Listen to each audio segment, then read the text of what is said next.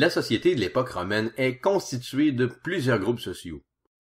Au sommet de la hiérarchie sociale, on retrouve bien sûr l'empereur qui est dans une catégorie à part. Ensuite, il y a les citoyens. Ceux-ci se divisent en deux groupes. D'une part, les citoyens de la classe supérieure sont appelés les patriciens. Plus riches que la majorité, ce sont des nobles, des propriétaires de terres ou encore des proches de la famille de l'empereur qui les nomment à des postes politiques et administratifs importants. D'autre part, les plébéiens sont des citoyens qui font partie du peuple. Ils sont des commerçants, des soldats, des artisans ou des propriétaires de petites terres. Souvent pauvres, ils ont peu de droits politiques.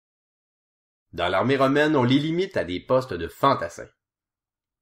La citoyenneté romaine amène son lot d'obligations, comme par exemple de payer des impôts, de faire son service militaire ou de participer aux rites religieux.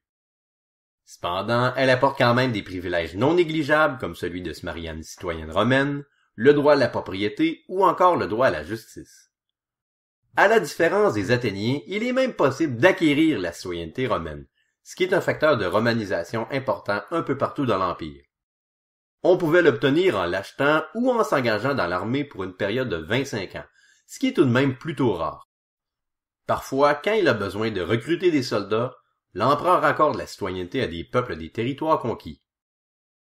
On trouve aussi dans la hiérarchie sociale plusieurs catégories de personnes libres.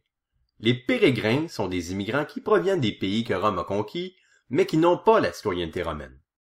Bien qu'ils aient toute leur liberté civile, ils n'ont pas le droit de participer à la vie politique. Les affranchis, quant à eux, sont d'anciens esclaves. Leur maître leur ayant rendu la liberté, ils doivent tout de même lui verser une partie de leur salaire et tout poste administratif leur est interdit. Les femmes, quant à elles, occupent le même rang que leur mari puisqu'elles sont sous sa tutelle ou encore celle de leur père. C'est donc dire qu'elles sont considérées comme mineures toute leur vie. Même pour les femmes de citoyens, toute action dans la vie politique leur est interdite. Les esclaves, quant à eux, sont à la base de la hiérarchie sociale. Ceux-ci sont souvent des prisonniers de guerre ou encore leurs descendants. Évidemment, ils n'ont ni droit politique ni liberté civile. Certains sont utilisés pour travailler dans les mines, sur des terres agricoles ou à la construction d'infrastructures, alors que d'autres vont plutôt divertir la population romaine en participant aux combats de gladiateurs.